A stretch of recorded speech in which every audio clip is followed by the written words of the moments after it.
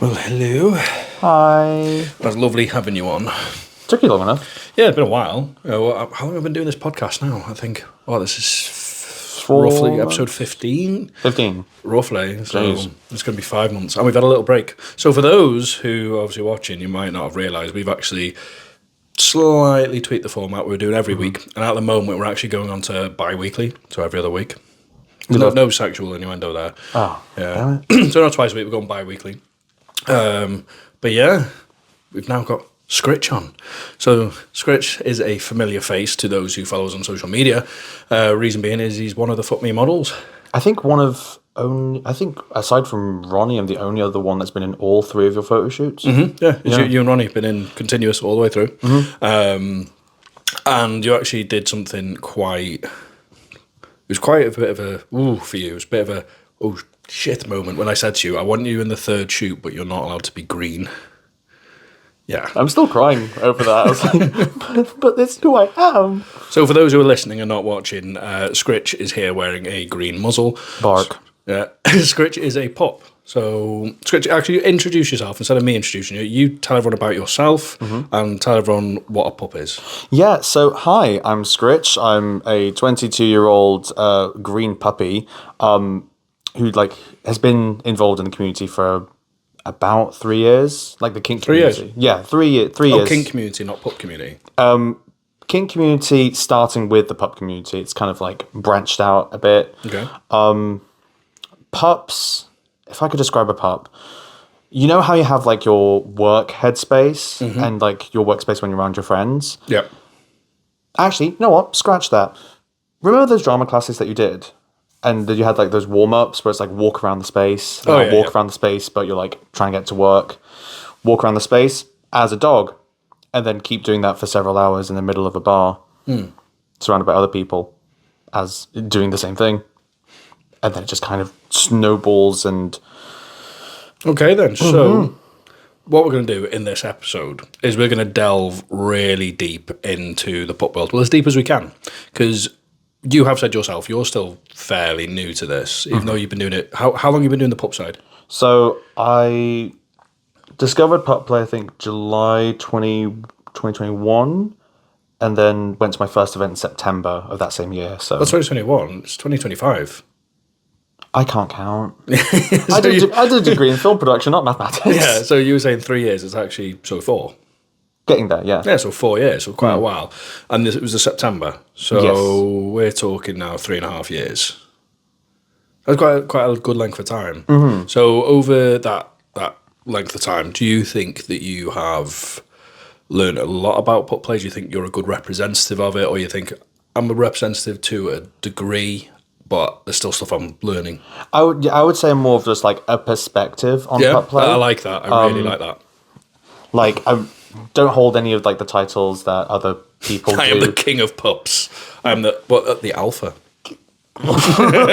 Oh, when pigs fly, I'll be an alpha. That's what you know what I mean. That I bet. Do they do that? Do they use those terminologies? They do. So you have in normal like BDSM culture, you have like dominants and submissives, and then switches. Particularly in pup play, you have alphas, which are like the title for the dominant. Would that be a leader of a pack? If they do form a pack, then yeah, they would be.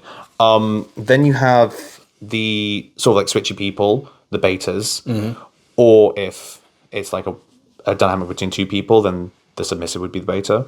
And then in group dynamics, you have the omega, which is like the sub, the bottom of the pack. Interesting. So what is someone who is a pup but not part of any pack? They would be stray. So they can still assign themselves any sort of like title. I didn't have they'd be omega. Not necessarily, but not a sub. I watched Teen Wolf, so that's where I got that from. Have you ever watched that? I have not yet. I grew up with a different generation, so I watched I think it was called Wolf Blood on like CBBC.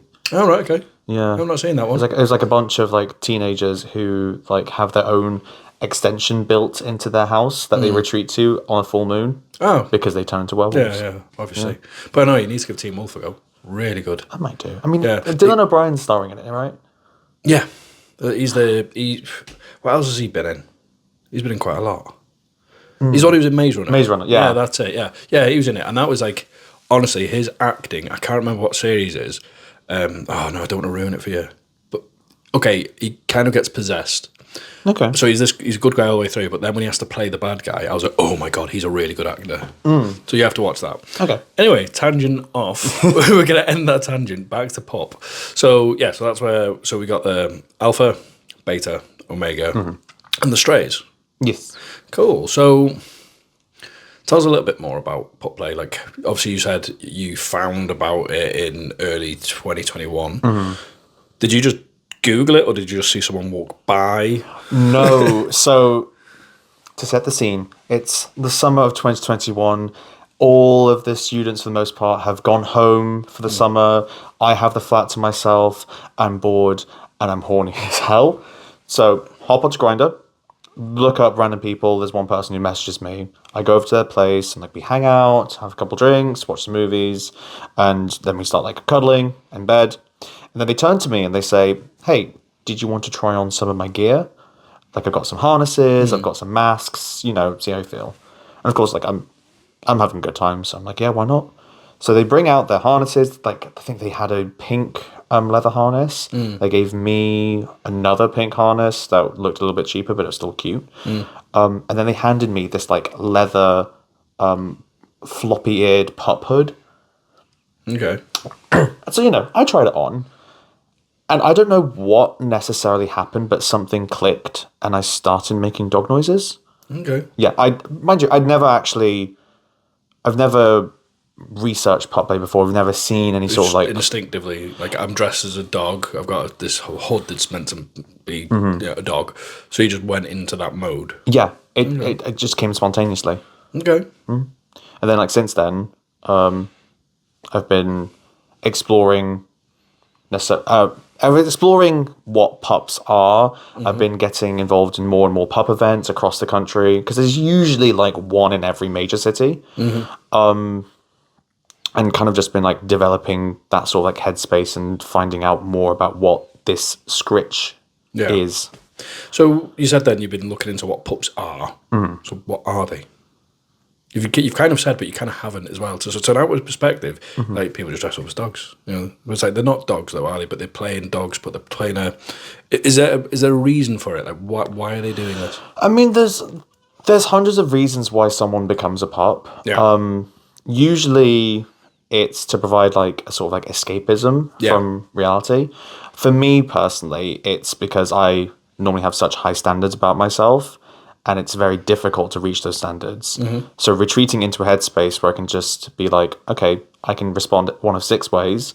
Each of them don't require talking. It's just making noises and like shifting my body around. And that's fun. And it's fine. So it's just a form of persona play. Kind of, yeah. Yeah, because that's something I've mentioned before. And I've spoken to quite a lot of pups and stuff, been to a lot of pups events. Well, not pub events. I've been to a lot of kink events where there are pubs, shall I say. So I've not actually been to any pub events. I do want to go to one to kind of find out what the crack is, you know, and just witness it, you know, see what's going on and think, do I want to get involved? You know, I'm open-minded. But what I have found, which I'd probably say I'd more relate to, is not all pups are pups.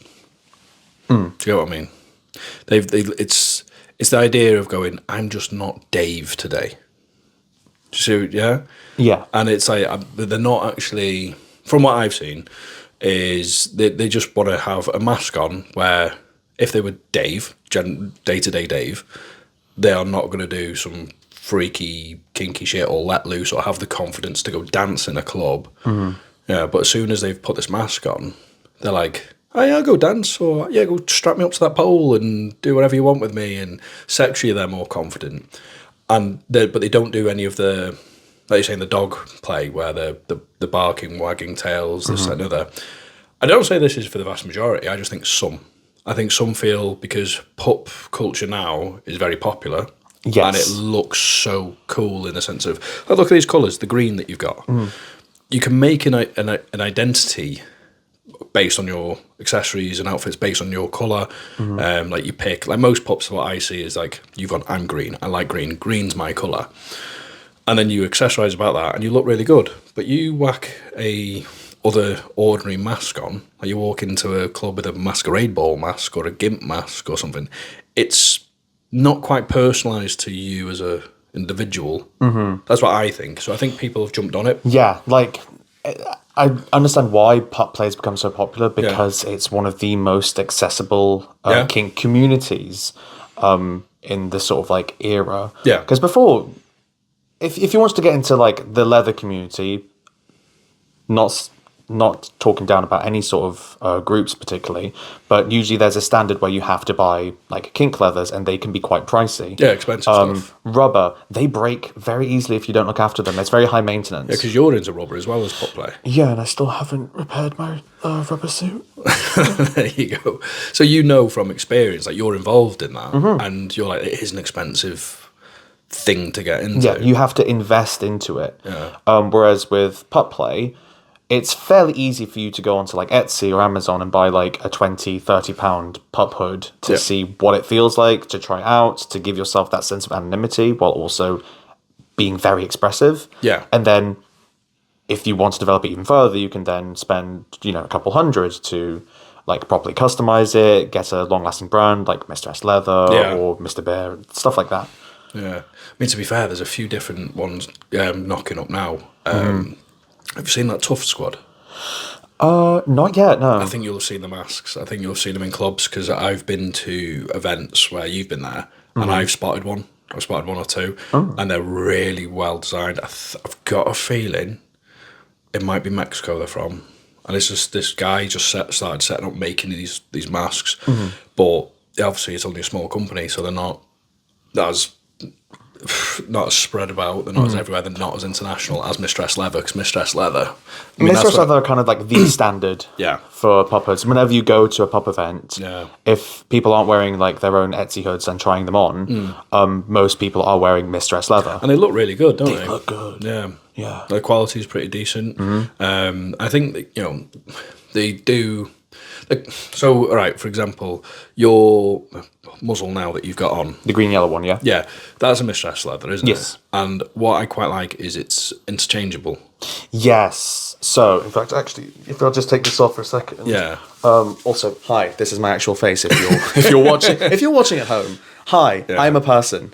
But with the actual muzzle itself, it's very much like attached with clasps. So it's very easy to just, take one thing off, you're left with the sort of like harness, and then if I just reach over, it's the red. It's the red one. Here's one I made earlier.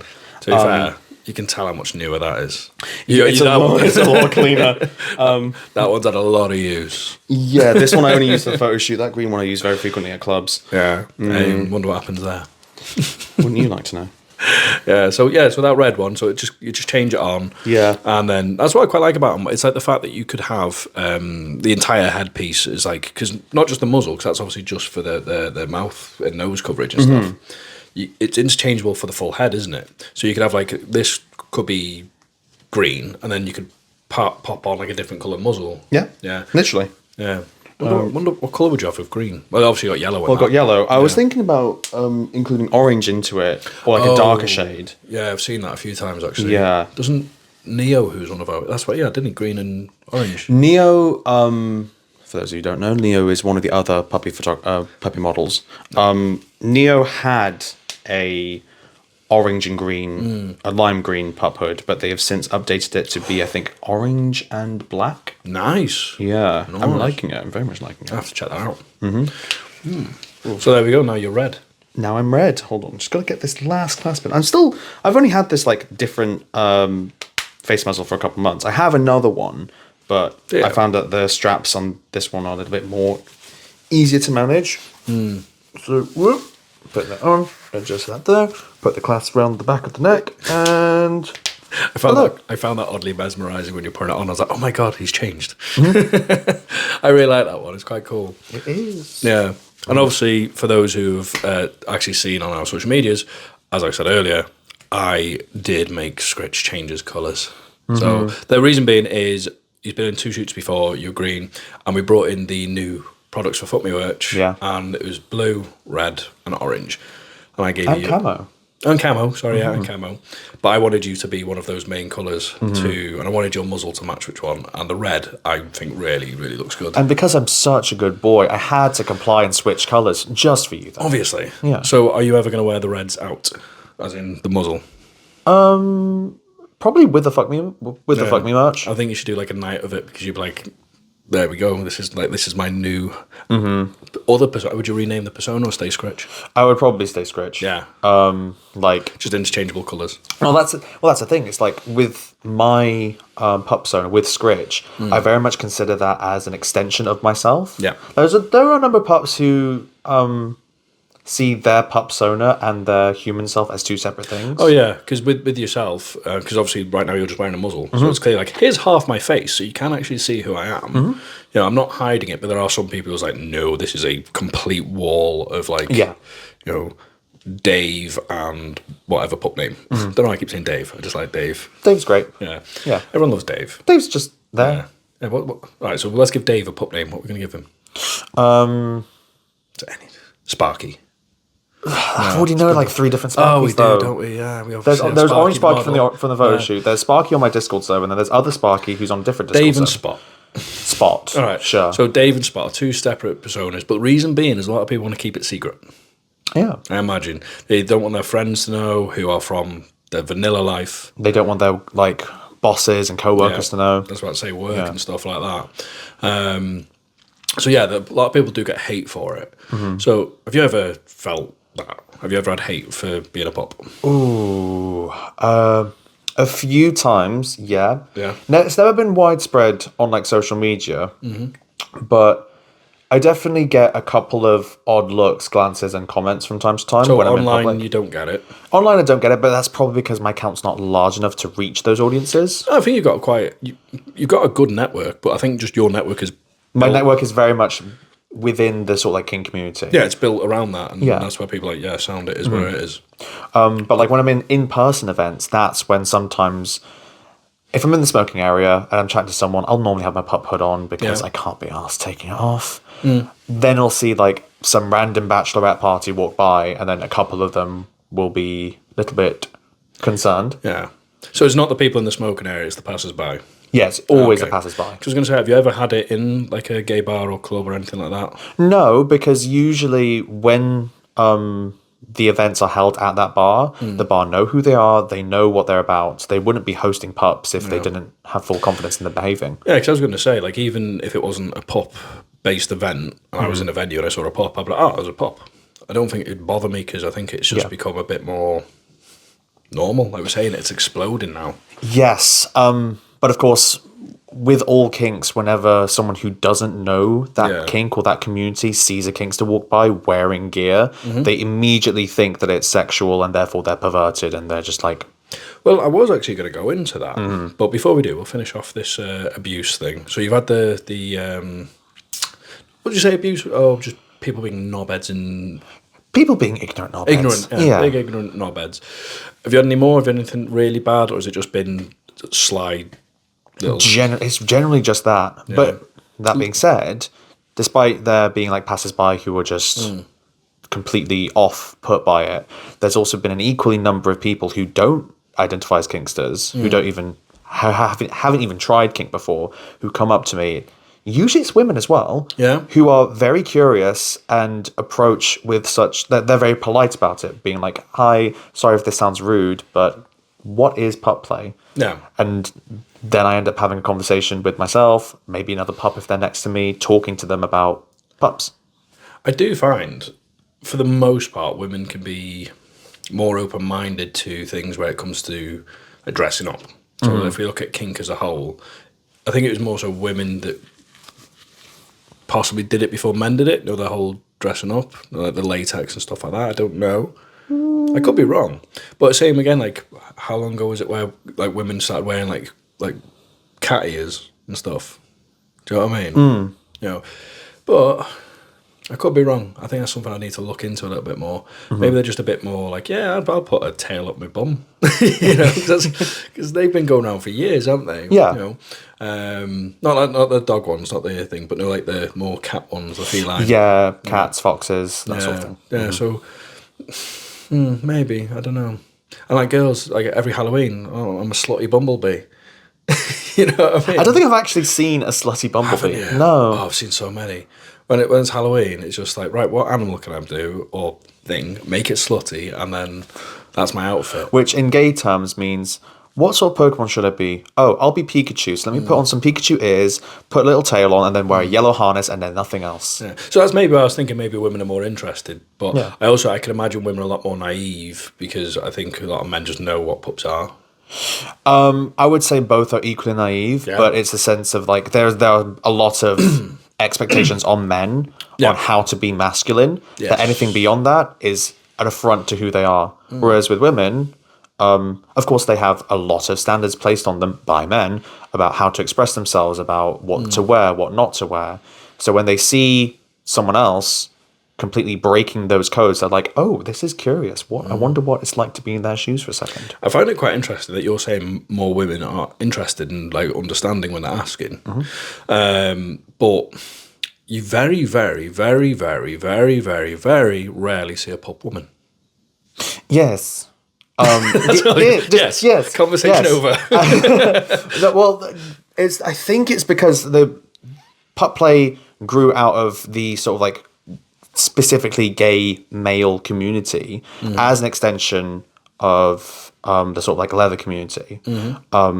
So pups, it comes more naturally to men, whereas when it came to sort of like male-female dominant submissive dynamics, kitten is normally the common phrase. Yeah, exactly like I was saying earlier about the tails. I'd mentioned not the pup ones, but the kitten ones, and obviously that kind of completely full circle there. Yeah, and of course because a lot of gay male pups go to events hosted in gay male bars, it makes it less accessible, less appealing for women. Understandable with what you're saying there. I didn't even think of that. But yeah, obviously it's like Eagle, for example, in Manchester, that's male only. Yeah.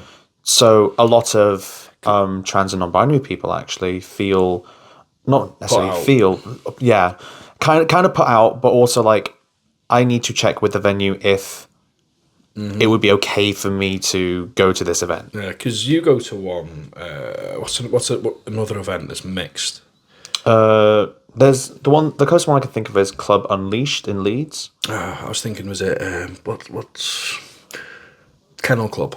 Yeah, Kennel Club. Yeah, that's mixed, isn't it? Yes, it is. Yeah, and Kennel Club that's a pup one, not a furry one, right? It primarily caters to pups, but furries go there as well. Okay, because that's mixed as well. Do you get many women there? Because I do believe you get a few, but we get a few, but again, because the pup world has grown around and through men. Yeah. The more men you see at an event, the less comfortable a woman would be with going to it. Yeah. So I can't think of a solution to that issue. Because first you've got to make pup play appealing to women. Then you've got to provide a space for them to feel completely comfortable with them. From the conversations that I've had and what I've seen is you get in that world, women are more likely to go to be a furry than they are a pup, from what I've seen and witnessed. Well, with furries, it's more of an online culture, so it's a lot easier for them to feel anonymous, and then develop their fursona within that space of anonymity until they can then afford that fursuit that they've created online to then go to events. But yeah, they're expensive, aren't they? It's only a couple £1,000. Only a couple thousand. Only a couple. But that's what I was saying with pup stuff. You can enter it at such a low barrier and then give it a go and see what you think. Yeah. Yeah. Okay then. So we were about to move on to another subject. I know it was sexual, wasn't it? Yes. Yeah. So obviously you were saying a lot of people perceive that pup play is instantly sexual. Isn't it though? No. Yeah. I mean, the origins of pup play, to my understanding, come from the sort of like Leatherman subculture, where the submissive would be degraded to the point of being treated like a dog, and they would be told to put on like dog-like attributes like a muzzle, like tails, or like be instructed to walk around as a pup. Yeah. As that has progressed, it's now become its own community where people who have that sort of like puppy headspace interact with other people who are just like them, and they chat. And outside of their pup headspace, they chat about daily life. They hang out for drinks. They do everything else that a regular person would do with their friends. Mm-hmm. However, they also have events where if they wanted to have sex, they could do. Yeah, because I was going to say, so it's just like anyone else. Really, that's kind of where I was going to. That even though you're saying it's not sexual, it's like it can be. There are sexual aspects. Sorry, I've got to get rid of this. There are sexual aspects to it, but for the most part, when I say the pup play community, I put emphasis on community. Yeah, these are a group of people who are there for each other, who support each other, who talk about their lives with each other, and then go to events. Yeah, because I notice when I've been on pups, even when they're not hooded up, there's still that element of they'll do some pup characteristic things. It's because that's kind of now taken over their life, kind of. I am a pup, but I do know that the sex side is there because let's just go on X as a platform or Blue Sky, for example. The amount of pups I see doing naughty things, riding dildos, rotting in the woods. Yeah, and obviously, like saying these events. I was actually at an event on the weekend. And there was a person there, I'm not going to say names, and they were just like, oh yeah, me and my partner, female, which is interesting, that we go to these events and there's a sex thing in there and she just gets in and just lets all the pups and that just go to town. I was like, oh wow. I was like, that's cool. So there is that element to it, but a lot of other groups do this. So yeah, we're Leathermen and we just dress in leather and socialise and it's not about sex. Yeah. There are events, and and in their own closed spaces, they do have sex or they do sexual activities. And the same with rubber. They get people wear rubber, have get together. I've seen them literally down the street, like in Canal Street, in the fucking blistering sun. Stood there drinking a pint. They're clearly not there having sex, but then there is a massive element to rubber where it is sex. I think actually, rubber, like Manchester does host a rubber weekend. Yeah. I'm not sure if it's already happened or if it's going to happen. I'm not sure. I don't think it's happened yet. I think it's later on in the year. Yeah. I went to it, and I think like 2022, I want to say. Boy, hundreds of people wearing full rubber on Canal Street in the height of summer. Yeah. It's hot in more ways than one. Smelly. No, no, but I can imagine being in rubber. It's so sunny, when they do it. Why they pick that time of year? But saying that, if you do it when it's cold, rubber gets really cold, doesn't it? Yes. It doesn't deal with temperature. It has to be perfect. Yeah. Because so Doggy Weekend, which I think we'll get to that. Oh yeah, that's cool. That event used to be hosted like the first weekend of November, and of course, there's quite a lot of pups, particularly the ones that are more sexual, who will wear less and less clothes. So if you're outside Cruise 101 on like a Saturday night at the start of November, wearing nothing but shorts and a harness and your pup muzzle, you're going to be freezing. Yeah. And even though I'm wearing, like, for the most part, full coverage rubber, I'm still freezing my tits off, literally. Yeah. I can sympathise. I've done that a few times. I think me and you have had a conversation outside of a bar wearing nothing but jock straps and harnesses. Yeah, but it was sunny that time. No, I've done it when it's cold. Oh. When we get electrocuted. Oh, yeah. Oh, no, was that summer? No, that was in the evening. I think it was... It was definitely in the evening. It was about 1 in the morning. Yeah. Anyway, for those wondering, yes, we do know each other outside of Fuck Me. Well, it's through Fuck Me, actually, isn't it? Because that's how we... Yeah, so I actually... Back to like an origin story for everyone. The first Fuck Me photo shoot, I put it up online, you applied, and you sent some photos, because I obviously wanted to see models and this, that and the other, because you said I've done a photo shoot previously. And I was like, yep, you're in. And you were quite surprised, weren't you? Well, yeah, because... so from my perspective, it was like... It was New Year's Eve, I think, and I saw the post on Twitter, and I was like, okay, well, let's have a look and see who else is like putting their names forward. Immediately, I see like 250 comments. Yeah. Each one, for the most part, with their own posts and stuff. I'm like, okay, we've got these people. Oh my god. Oh wow, they're so attractive. Oh no. I'm never gonna do this. fuck it, why not? And I put down like 2 photos. Then I got a message from you saying that I made it to the shortlist. And I was like, okay, well, I'll send you some extra photos because there's some from a photo shoot that I've not done before. Yeah. Or I've done, but I've not posted. And then you took one of them, said that I was in, and I was like, wait, just like that? Yeah. Well, the reason I picked you is because the photos you sent, it was so much personality and character. It was the one where I think you were doing like a kung fu leg kick. was up. I had the sunglasses on. Yeah, kung fu. Yeah, you were popped up wearing sunglasses on top, doing a kung fu kick, and I was like, "You're in." And you were like, "What?" And I was like, "Is that photo?" Because that's what I wanted with Fuck Me. I want personality to it. We're not just a brand going, "Oh, look at me! Oh, look at my bulgy muscles," and I'll pose and do blue steel face, or everything's like thirst trap. You know, it's very serious and very much like, you need to be my body type if you want to get with me. I'm wearing these clothes because I fit that body type. It's like, no. It's just generally, I want people to have fun. Like, yes, we can do the thirst and the sexy, but also like, I would love to just get the guys together wearing all Fuck Me, doing a slip and slide and taking photos. Do you know what I mean? Has that been scheduled in? No, but I think we should. You probably should. I think it'd be really good. Yeah, that'd be great. Yeah. So that's the type of vibe I want. I want it to be fun, and that is quite hot as well. Could you imagine like a load of guys slip and slide in wearing nothing but like? Well, you got to do it soon straps. because like it's England. We've got sunshine for maybe like 2 days and then thunderstorms. And even then, it's hard to predict.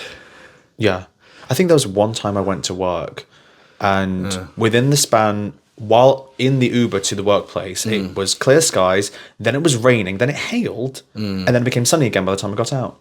Oh dear. Well, yeah, it's British weather for you. Yeah.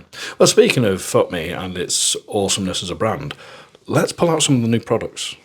Oh, yes. Yeah. So these are the products Scritch actually worn on the last shoot. So obviously we had the red muzzle. Which is not part of the brand. No. But to go with the red muzzle, because that's what I asked him to do, was... Well, what's your favourite piece first? Well, for me, I think my favourite piece has to be the jockstrap. Okay. Because, quite literally, hold on, show it on the camera for everyone else at home. Jockstrap, I mean, I like the comfortability of it. Yeah. The material, I absolutely adore. The waistband, I thought I would get some issues with it when I put it in the wash. All right. None. And what did you expect? I expected it to like the colours like peel off. Oh no. But so so it's proper like sewn in material logo. So it's none of the stuck on crap. Yeah. Is that what you're thinking? Yeah. Yeah. No, this is a woven band, so it's actually like stitched in. So even when you stretch, as you can see, it doesn't even go see-through. We did, however, so I'm letting a bit of behind the scenes here. The first batch we ordered, not for sale, this is pre, were like that, where you stretched it, it all went white, you know, and yet you lost all like the pattern. Yeah, and I seeing that. Yeah, and I was like, that's shit. And then I just didn't use it. So yeah. And then the ones that we used for the first photo shoot, which was still samples, the testers. Yeah. I think a number of people had issues with the material. Enough of those. We got rid of them. We didn't use them. They were thrown in the bin. Yeah. So we obviously had the testers. And then I was like, no, we need woven bands. And that's why we actually delayed the launch, because we've not even been out a year yet. So our year is May 24th. Yeah. And we did that photo shoot last year. March 2nd. And this shoot this year was March 2nd. March 2nd. So you're seeing and then what's happening on May 24th this year? I don't know, Ethan. I don't know. I have no clue. I think there's like some sort of... I think there's like a party or something at Area Bar. I don't know. I think so. I've some sort of club night that's amazing. I think like the Cavaliers or the Cavalcade or whatever. I think they're like assisting with it. Yeah, they're somehow involved. I think there's like loads of like half naked people. I think there's the performances. You're going to be there, I believe. I mean, I have to check my schedule. Yeah, exactly. I'm so busy having no life. Yeah. So that was a quick plug-in for the birthday blowout for Fuck Me. So it's our year anniversary, year celebration. We're going to have like loads of performers. We have talked about this on podcasts before. So if you have a look down below at the links, you'll see through the Fatsoma ticket provider, you'll be able to get all the information there and book yourself a ticket. Which, talking about tickets, on my Discord server, I've been... Oh. Yeah. Don't talk about your Discord. Yes. Yeah. Okay. Cool. Yeah. This podcast was brought to you by the Doggy Style Discord server. On my server that I've been running, which is there to cater to like pups, furries, and kinksters. I've started doing a monthly competition. Oh, cool. Where people submit like photos based off a theme. Everyone like upvotes them. Whoever has the most upvotes wins the competition for that month, and they get like an honorary role next to their profile. Yeah. I think last month was butts, so people submitted photos of their butts. Nice. And we had like awards for best butt by popular vote. We had best buttography. We had most wholesome buttography. Yeah, the Bar Academy Award for best buttography. Okay. This month, our April competition is it's fashion. Oh, okay. So they submit photos of like their everyday outfit looks. I'm probably gonna do like a submission myself with this outfit. Yeah. The one who gets the most votes not only wins that sort of fashionista of the month role, but they will also receive a ticket for the event in May. Oh, nice. Yeah, we'll sort that. That'd be cool. Yeah. That'd be really good. Yeah. And don't worry about you sorting. I'll sort that. You sure? Yeah. Okay. I'll sort that. But obviously, by the time this is out, it's going to be very close to the actual event. Yes. So which is why. I suggest everyone else watching, you just get your tickets ASAP because they are selling. So that was really cool. That was really good. Yeah, it was really good. So yeah, we'll get that sorted. So Doggy Discord server. Yes. So for anyone listening who's interested, so this is a big like online thing. It's growing. Yeah. Like I set up the server. I think. What is it? It's like a group, isn't it? Yeah, it's a group community hosted through like Discord, which is like an application primarily for gamers. I'm too old for Discord. So I don't understand. So imagine WhatsApp. Yeah. But good. Okay, so it's just like a big group, but from what I know, there's a lot more power and control and subgroups. And Yes, it's a lot more. It's a lot more customizable. Yeah. It's a cross between a group chat and a website. Basically, yeah. Yeah.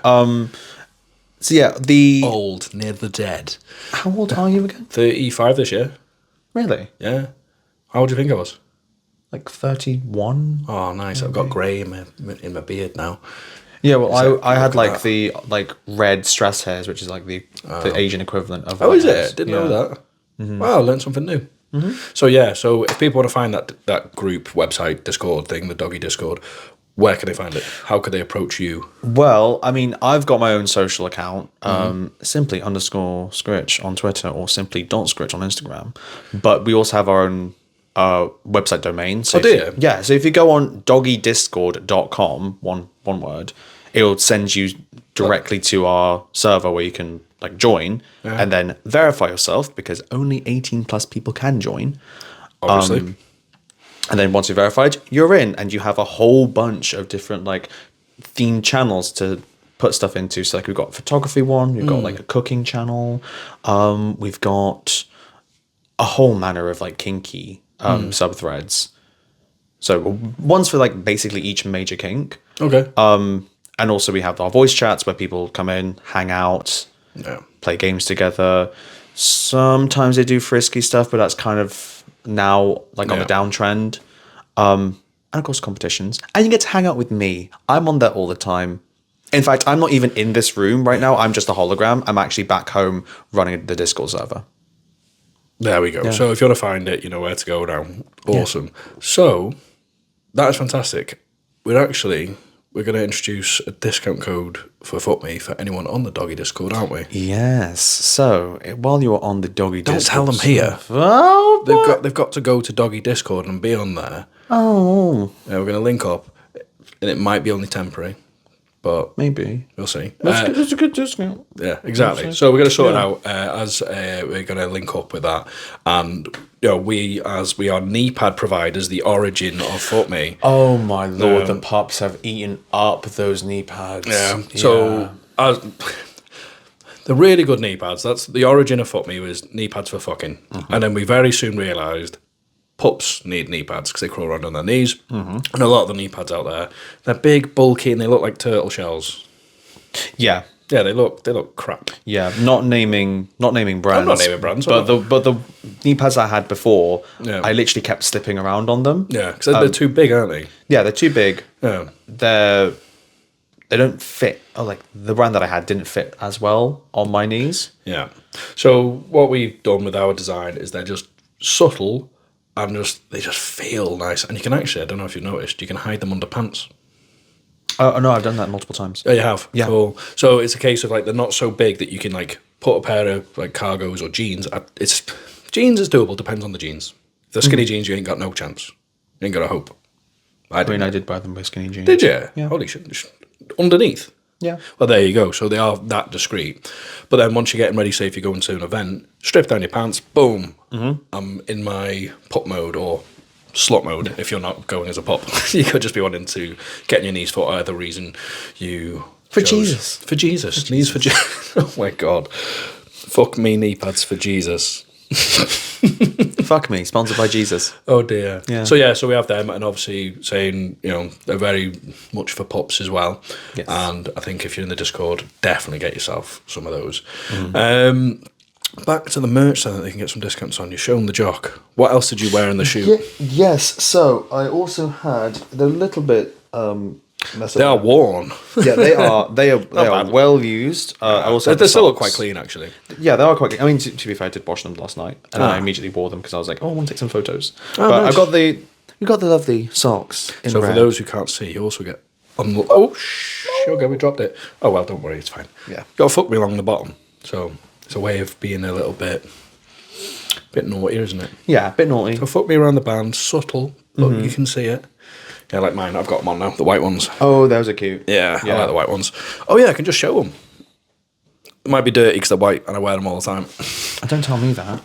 Do you like that? I can't. My flexibility is so shit. Can we cut the camera for like a second, please? What else we got there? I also have the briefs. So similar to the jockstrap. You'll mostly see the briefs on Instagram because the Insta police rarely let us share jock straps. Which is strange because I've not been flagged with posting my bare ass on Instagram. Let me have a look at your account status later. You might be on the naughty step and not realise. Maybe. Well, actually, my account did get flagged for something else entirely. So I've had to like archive that photo. It was like me with like a lycra surf suit looking down at the camera. Bulge. There'll be bulge. It wasn't really a bulge. Are you wearing a cage underneath? No. Okay. No, around that time I was freeballing it. Bulge. We'll have a look. I'll have another look later. Yeah. And what else is there? And of course we have the lovely FKME t-shirt. It feels so comfortable. Lift it a bit higher. That's quite low. There we go. I'm a short guy. So we got the Fuck Me t-shirt as well in red. So it goes with your outfit. So you can be head to toe in your colour. Because as we know, pups like... Well, not just pups. This is for anyone. Like it is a thing as well. It's not just pups. I find like on a night out, guys like to match their attire when it comes to like going to certain types of events. Is there a thing behind pup colour? Like, is there a reason you pick your colours other than I just like the look? It's generally just general preference rather than like meanings behind them. It's different. Like when someone asks me about my pup colour, they assume it's to do with the hanky code, but the hanky code and pup colours are two separate things. Yeah, because that's what I was about to go on. I think people get really hung up on the hanky code because we were at Stripped recently. The Strip Cabaret. Oh, yes, yeah. And we were there, and someone came up to have a look at colours and like, oh, what does red mean? And I was like, red actually in the hanky code means fisting. Like, oh, I don't want that. I can't be wearing red, but I like it. And I was like, just get the red then. Yeah. Like, if someone comes up and says, can I fist you? Just go, no. And go, because if you like red, wear red. If you like blue, wear blue. Because I think, like, hanky codes, like, wearing one hanky means you're a blue top, wearing two is, or one of them. So wearing... The colour determines the kink or fetish that you're into. The placement on whichever side of your body determines your preference. So if you're wearing the red hanky on your left, that means you're a fisting top. So there we go. So I was just like, if you want to wear blue, wear blue. If you want to wear red, And same for like any colour, But again, orange. Anything goes. That's what that means. Yeah. And so if people are worried about colours, it's kind of you can play on it, but also it doesn't mean you have to. Because like I know someone who wears yellow and they are not into water sports. Yeah. Again, it's literally the hanky itself, the actual handkerchief and the placement that determines the kink.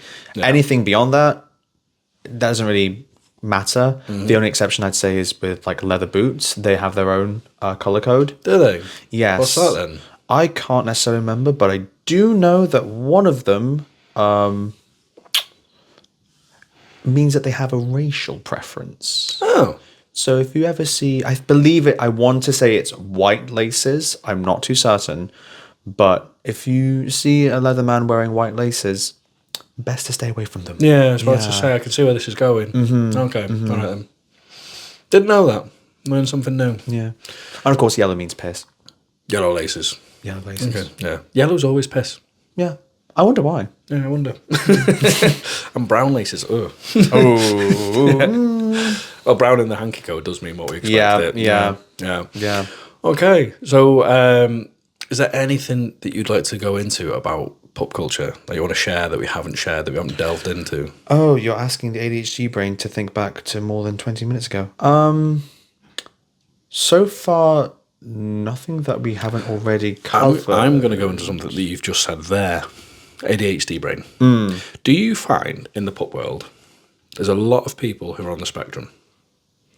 Yes. Yeah. I think in general, a lot of people who are kinky, you can That's kind actually of probably more. you can kind of see that, not necessarily see, but it's more likely than not that they have some form of neurodivergency. Yeah. Usually like autism, ADHD, maybe sometimes BPD. I'll be honest, the amount of people, regardless of pop world or not pop culture, a lot of people on the spectrum anyway. Yeah. You know, I definitely am. You know, people's like, yeah, you're undiagnosed. I'm like, okay. It's a superpower. But I do think that the escapism of the whole pup mask thing, I think it's probably helped a lot of people out who have difficulty dealing with certain situations because of those type of things, really. Yeah. It's quite literally an escapism from the normal societal norms. If you broke, regular society norms, then you would be ostracized. You wouldn't be seen as favorable. You would kind of be left on your own devices. With kink, being taught those like social conduct, that's kind of like a necessity. But you're given the resources, you're given the time and space to understand, learn it, and then apply it in those kinky space communities. I do find so. In general, with the pop world, I do find this like it's quite hard to explain because some people are really friendly and welcoming. But do you ever find there's that gate-kept kind of part of it as well? I have encountered, or at least been aware of, people who are like gatekeeping the community. Yeah. And especially, there was like one egregious incident, I think, a couple of years ago when I was just starting my pup journey, where someone was gatekeeping, or like denouncing the current view of pups. Because again, pups used to be an extension of the Leatherman subculture until it became its own separate thing. This person was arguing that pups should have been and should stay within the leather community, and that it's lost its meaning. It's not what it means anymore. We shouldn't be having this. Back in the day, things evolve and change. Exactly. So that gatekeeper's like, no, we can't do that. We've got to link it to leather. So it's changed. No. Things have moved on. It's different. I'm not. By the way, just I can't really have much of an opinion from within the pup community because I don't know enough about it. This is why you're here. You're here to teach me, but you're only teaching me your perspective as well. Yes. And I have got a lot to learn from so many different people that I could speak to. So yeah, but I've found when sometimes like I've spoke to people about it, they've been very like, no, that's not pup. I'm very like, like that. And I'm like, whoa, like, it's just an opinion, just a question. Yeah, there are some people who think that pups, if you don't have the physical gear, if you don't have the muzzle, if you don't have the knee pads, if you don't have the harness, then you're not a pup. Yeah. In actuality, the only barrier of entry to being a pup is having the headspace. Yeah. If you can act like a dog or relax yourself to the point where your brain just drifts into acting like a dog for 5 minutes, that's it. You're a pup. Welcome to community. You're here for the rest of your life. Yeah. So as I was saying before, I say not all pups are pups, and people are just there for the persona thing. Would you just say, okay, we'll welcome them in because they're kind of doing it a bit, or do you be like, if you're not barking, you ain't a pup? So, So, just so I'm sure on this, what you're saying is people who put on the pup gear, but they themselves don't identify as a pup. They don't act like a dog. They'll say they're a pup, but they don't do any of the playing fetch, roll over, wagging tails, barking. None of that. They just put it on and just go out, dress as a pup, and go, I'm a pup. What would you? This is where we're talking now. Gatekeeping, and also welcoming. It's a tricky one, isn't it? Well, for me, it's like I'm always happy to have another person join the community. And there's who knows, maybe they will, after spending enough time with more experienced and quote actual unquote pups, they may discover actually I'm properly a pup. I'm making these dog noises now. I have my own name. I'm like reacting to people calling me by my pup name. Because I could imagine if it was me, if I was to get into it, I wouldn't be. I'd do the persona thing. I'd be like, I'm here to put a mask on to just be liberated. Yeah, so that's where I would do it. But if I had a pup hood on, eventually, if someone does, I'll bark at them. Also, clarification: mask is an outdated term. What is it called? So when you're referring to pups and their gear, you say pup hood, not pup mask. Yeah, sorry. Because again, origins. I don't know why I didn't interchange there because I've said hood so many times. It's because you're very much accustomed to the whole like COVID era of like you put something over your face, therefore it is a mask. Yeah, definitely that. Back in day. So so you are aware of how the term brat came to exist? No, go ahead. So within leather subculture, old guard specifically, it's very much they have very strict rules. You break those rules, you will not be played with. You won't be like as seen as desirable within the leather community. To that extent, other leather dominants who saw other submissive boys not acting to protocol, they would call them brats as a title to say this person is not someone who should be involved in a dynamic. You should not associate yourself with them. That's purely where that exact word came from. It wasn't used before that. There's actually a lot of... So those dolls called brats, they had a TV program. That came from it's dolls, it's toys. I would not be surprised if at least one of those like men just like creating that brand was a I just find it mad that's where the term come from. It's the term used in the sort of like kinky community. Okay, cool. So like brat tamers and brats themselves within kink spaces, that comes from the leather subculture. In fact, a lot of modern day gay terms come from leathers. So dom, sub, verse, switch, top, bottom, side, less so. Yeah, I can imagine. But no, I back to what I was saying. I imagine if I had a hood on and I was in that persona, I think eventually I'm going to bark at someone. Yeah, I think it makes sense. Yeah, it would probably happen. You know, I think. Yeah, I was talking about sexuality recently, and as I've said before, as a bi man, if I'm in a certain situation, say for example I'm in a gay bar with a bunch of gay mates, and I'm going to feel a bit more gay that day. If I'm in a certain situation where it's a straight environment, I'll probably feel a little bit more straight that day. So I imagine if you're in a pup event with a pup hood, you might just think, you might just get pulled into that. I'm going to do that as well. Yeah, you might feel it a bit more, that headspace. Yeah, I would say that going back to the actual question about like gatekeeping, people who only put on the hood and say they're a pup, but they don't have the headspace. Yeah. It's honestly, the only times where I would gatekeep would depend on that person's intentions. Yeah. Like, what is their goal by being involved with us? Like that. Are they here just for the anonymity so they can have a space to express themselves? If so, that's okay, provided that you understand that this space is catered for and serves the pups and is built by pups. You need to understand that if you don't identify as a dog, you're still welcome here for the most part, but you may not enjoy it as much compared to if you were actually a dog. Yeah. If you're there to just generate content, because recently online, particularly on TikTok, there have been a number of non-furry creators who have gone to furry conventions and interviewed furries. Not because they have an appreciation, but because they know that it's a hot topic and they can trend off of that. Okay. Didn't even know it was a thing, and there's me doing a podcast for one. But no, seriously. So they go into actual events to do content? Yeah. So I didn't think you'd be allowed. Well, it's the US, so... Oh, okay. Yeah. Because over here, we know the score. Once you're through those doors, no cameras. Unless it's like, they have the...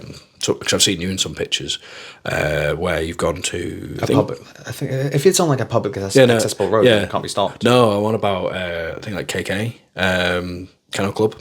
Yeah. They had a photographer, don't they? Yeah, they do. Yeah. So I mean, them it's cool. But yeah, for me, could you imagine me just walking in with a microphone like, "Hey, how are you?" And whack it in the face. I think it'd be get out. You'd probably get booted out the door. Yeah. Which is why you talk to management first or the event team first to say, hey, this is who I am. This is what I do. I would like to interview the people in your community because I think X, Y, Z. Yeah. Right. And having the communication. Whereas if you're going there for selfish reasons, just to promote yourself or to interview pups saying that, oh, I want to interview you so I can understand your life. And then when you actually see it online, they're actually just denouncing them and they're being mean to them. Yeah. No, it's got to be done with the right intent. Yeah. Definitely. And that's the thing with, even though, like I said, I'm still learning about pop culture, since day one of FKME, I've been like, I want pups on board. Yeah. I want to support it. And that's exactly why I still remain, I wouldn't say, loyal is an understatement. This is why I've been dedicated to yourself and the brand. It's because you have very much, from the get-go, you've wanted pups, not because they're trending, but because it's like, it makes sense. They've got knee pads. This item serves their purposes.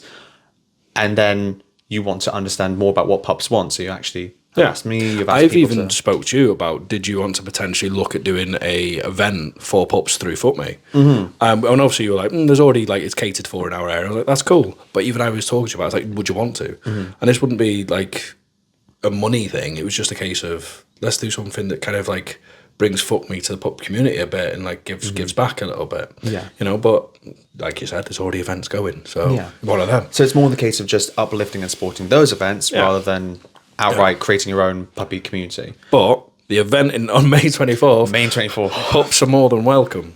In fact, they're actively encouraged. I mean, I'm going to be there. I'm going to be dancing my arse off. Well, there's going to be potentially 3, maybe 4 of you who are going to be potentially go-going. So go-go pups. Are you going to go-go? I need to learn some routines first and actually get back to the gym. You don't have to do routines. You can dance. Oh, see, autism brain, I always run off of scripts. Yeah, but what if it isn't that song? As long as it's got a similar BPM. Okay, that's fine. Yeah. That's cool. All right then. Yeah. Yeah, that'd be cool. I need to practice. Yeah. I'm just going to be necking pints on the stage. I'm just gonna do stuff like that. Get very, come on, who can neck a pint? You're running the event. That's why. Encouragement. Yeah, set the tone. Nah, I'm going to be doing all sorts. I'm not going to be... you're going to be back of house. I'm not. I'm on stage. You're going to be on stage, but for the most part, you're going to have to like make sure the entire event's on lock. Why do you think we're partnering with Cav? I mean, we love Ronnie. Yeah. I remember... So we have staff. We have staff. Yeah, we are. It's being run professionally, but me and Ronnie, we are going to be massively involved in actually the production as well and entertainment and stuff. And honestly, there is no better person to assist you than Ronnie. I have seen Ronnie managing Cavalcade, and in fact, when they performed at Homo Block last year, which I got invited to, Ronnie was on the ball with everything to the point where he looked perpetually stressed out. But, you know, that's what happens when you have to ensure that people managing fire don't burn themselves on stage in front of 1,000 people. Exactly. But yeah, we've been talking about it the last few days, and we've tweaked it a little bit for the better. Yeah. So you're like, so what you know is now out of date about this event. Not badly, in a good way. It's like just a few little tweaks. Okay. So I'll tell you about it later, off camera. Okay. Yeah, none for you. You've got to come and see. So get your preferably tickets. Come. Yeah, preferably come both ways. Yeah. Yeah. So no, that'd be cool. So we got that. We're encouraging pup community, happy days. And to be fair, I am really, really interested to see how the pup community is evolving. So do you find there's things coming, or you're not even sure? It's just what will be. It has been expanding at an exponential rate. Like I remember when I first started, because Jesus Christ, I'm 22 and yet I already feel old when being surrounded by the pups now. Because every year you have a new cohort of like 18-year-old people who have just discovered kink, they've discovered pup play and want to get involved. I remember only being able to... This was when I was based in Lincoln. I would travel all the way to Manchester for an event, even if it was just for like the early afternoon, then go home in the evening. Then the year after that, we had one in Nottingham. Yeah. So instead of traveling 3 hours by train, it was now 1 hour direct. Then you have Leeds, you have like all these like tiny areas. Yeah. I think there's one in Stoke-on-Trent, I think. Yeah, they're popping up, aren't they? Yeah. They're here, there, and everywhere now. Yeah. And then, you mentioned briefly, you said we'll go on to it, which we haven't. By the way, this podcast is probably so long. I don't apologise. I don't even know what. But you said about Doggy Weekend. So obviously you got all these now miniature ones, and then there's that. Oh no! I think it's fine. It's fine. So yeah, so it's obviously Doggy Weekends, and we got all these different events. Mm-hmm. Doggy Weekend, is that like the big one in the UK, or is there one down south as well? Yeah, Doggy Weekend is, I would say, the biggest and main like annual puppy play event in the country. And that's the one November, you were saying? It used to be in November. It's now being held a week earlier than that, so it's now in late October. Or mid-October. I can't remember, but it's definitely early in the year, I'm very much appreciative of. I was quite happy about that, but I'm potentially going to be out of action at the time. Yeah. Why? What are you doing? I'll tell you later. Okay. Off camera. Off camera. Sorry, Elizabeth. Yeah. So anyway. It's a 4-day event. Like, it's not just like 2 days and there's like a club night. It's quite genuinely like almost like a festival almost in the village. Mm-hmm. Like, it takes over almost all the bars there. Yeah. You have like socials, you have marketplaces where independent vendors and more recently larger scale toy manufacturers come in and then sell off their wares to the pups and the furries. Every night there's always a club night. Yeah. Usually there's like an NSFW element attached to it in a separate area, but there is never anywhere in the UK where you can meet hundreds, and I literally mean hundreds of pups and furries in one space and party together. Like, you'll have your puppy socials where you've got like 50, 60 people, but in terms of like the community coming together for almost a week. Yeah. And being pups and furs and whatever animals they identify as. And those tickets, they sell out fast, don't they? Oh, yeah. Like last year, I want to say the platinum tickets, the top tier platinum tag, I think that sold out in 10 minutes. There you go. And then the rest of the tickets sold out in an hour. Do you know when the tickets are going to become available? There's a Telegram chat, which gives updates on like ticket sales. Anyway, events. Find Doggy Weekend on social media. They'll probably give you a heads up there because you're really great, Doggy Weekend, but we're not here to plug you. Nah, joking. It sounds like a really cool weekend. I wanted to go last year, and unfortunately, by the time I think I found out about it on the day the tickets came like live, but a few hours after, and I was like, "Oh, cool, I'll get a ticket." And then I was like, "Oh no, sold out." Sorry, it's just gone. It's gone. Yeah, gone. Yeah. And then I think I seen like you like doing a tweet like, "Yay, got my ticket!" And I was like, "Oh no, I didn't." Oh well, is what it is. Next time. Yeah, exactly. Well, next time I said I might be out of action, unfortunately, but yeah. I'll tell the audience. I'm getting a hair transplant in October, so I want to get that dropped down. Yeah. So based on that, I don't really want to be. If I do Doggy Weekend, I'd want to like. You want to look your best. I'd want to look my best. I want to feel good, and also if I want to hood up, you're not allowed with a hair transplant. Yeah, because it damages the follicles. Yeah. So might be another thing. But yeah, back to events and stuff when it comes to the pup world. What I found, because I've been to, wasn't exactly a pup specific event, but it's a very, very pup. Club locked? Yeah. What do you describe it as? A pup filled? It's a general kink club night. Yeah, but a lot of pups go. Oh, yeah. Yeah, so I went there and they do pre-drinks, don't they? Yeah, they do like a 1 hour pre-social upstairs. Yeah, and I went on my lonesome because I was going to meet people there, so they were coming to do the pre-drinks as well. But everyone pretty much, there was only 2 other people who were coming early, and everyone was going to meet us later on. And I was just there on my own. I'm blessed. Like, people just like, you're all right there, you're just on your own. I thought, because like, they just kind of done the whole, you've come on your own, you might be on your own, and you might seem a bit shy. Because I'm not a shy person, I'll fucking talk to anyone. But they were just kind of like... I would not know. No, mad, innit? I thought you were introverted. So they were just like, and they just came over, they were just dead nice, and I was like, oh, no sound, and then we just got into quite a lot of good chat, good convo, and everyone's really friendly. So it was quite nice. So I do find the community, like, even though we're saying gate capped, I think for the most part everyone's very friendly. Yeah, everyone's very comfortable. Everyone is very much, and it's also props to the team as well. Like Club Lock team, if you're watching this, hi, we love you. They're very friendly. The pre-social is there to help people who are particularly new to the event, like get a feel and potentially get to know people before the actual club night. Because when you're in the club, with music blasting top of your, like virtually destroying your eardrums, and you're trying to talk to someone even directly in front of you, especially if you're pups and wearing hoods, you can't hear anything, they can't hear anything, your voice is somewhat muffled. Is that why you swapped to that? Because a lot of pup hoods cover the ears. Yes. So I used to have a full coverage hood, but I found it to be a little bit restricting. It made it difficult for me to hear other people. And even talking to people, sometimes the chin strap would like slip up. Yeah. So it was constantly a struggle. What I find a little bit off-putting for me is the eye pieces, the peripheral vision very slightly knocked off. But it's noticeable. Yeah, it's just enough that like this is going to bother me. Like I'm going to end up bumping into people. I feel a little bit on edge because I can't see my peripheral. Yeah. And it's just tiny amount, but I didn't realise how much that would affect you.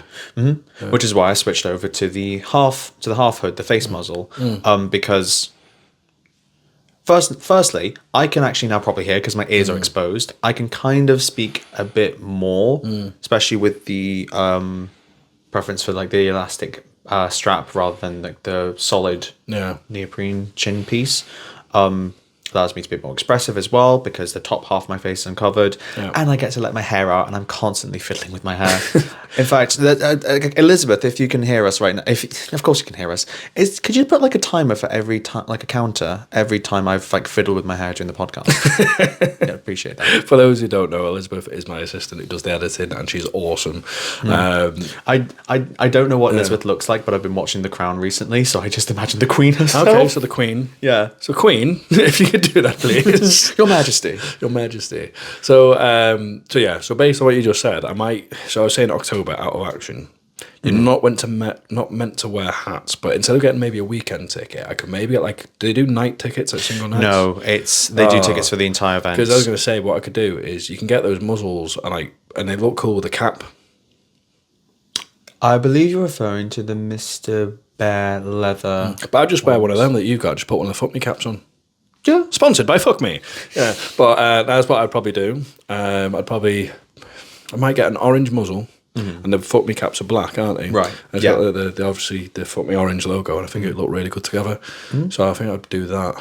But I'd have to check if I'd be allowed to wear that post transplant. But yeah, for anyone who doesn't want to wear a full headpiece, the muzzles are the way to go.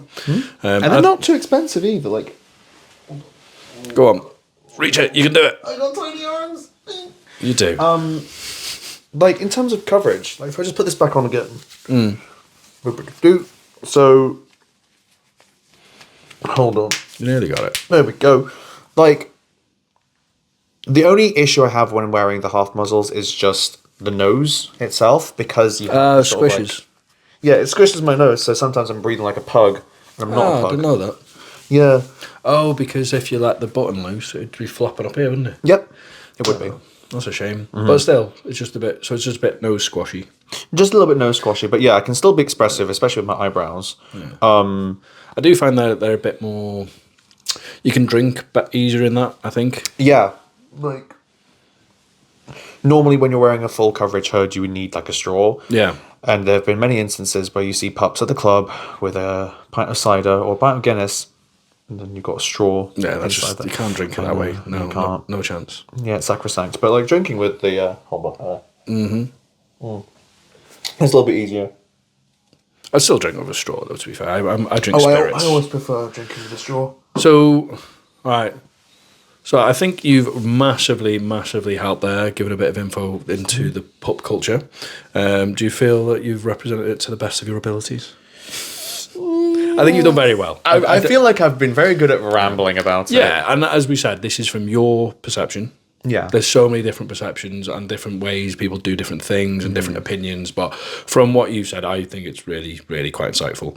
And I think it might help a lot of people who aren't quite sure what to think of it, or people who are new to it and dabbling. Yeah. I would say, like, if for those who are listening or watching, if you are wanting to get involved with the pup community, literally just search your local area. There will always be someone who has been to an event or knows someone who's been to an event who can give you like an introductory talk. We're always wanting more people to get involved. And especially if you're talking to a volunteer team member for a puppy event, like they're not paid to run these events. They don't earn any profit. They just do it because they want to create that space. They want to build a community and people and just like caring. They're just caring. They're really caring. Too caring. They're fair play to them. They're really nice. And if you can't find one in your area, I'm sure if you go to doggydiscord.com, I'm sure there's probably going to be, not even if it's yourself, it could be, there's so many people in there, I imagine someone will be able to point you in the right direction. Quite literally. We even have a tab specifically for puppy events. There you go. So I believe our next one listed, we also do like games nights as well on the server itself. So you don't necessarily need to go out of your house to be involved with the community. You can just join my server. And we'll host something. Sparky, if you're watching this, can you set up the next games night? Sparky, he's on the server and he runs the server events. Yeah, no, as you say, he's a good pup, isn't he? He's a very good dog, but if I said that to him, he'd bat me on the head and then choke me out. Yeah. Okay. Yeah. So you need someone to have that authority. Yes. Thankfully, I know quite a few people who can do that. Yeah, we'll see. Yeah. I can sort it out. So there's 2 websites for you to go check out. One of them is doggydiscord.com and the other one, obviously, is FKME where you can get your amazing knee pads, amazing Fuck Me merch, and you can just look really hot wearing it. So buy it. Do it. All right, well, thanks for tuning in and enjoy the next episode. This episode was fantastic and thank you for coming on. Yeah, of course, I'm happy to be here. Hopefully the next episode won't be as much of a car crash. Oh, we didn't mention post credits. So I also want to give an extra special thank you for you to arrive today because Scritch has a bit of a story. Something happened on the way here. Yeah, so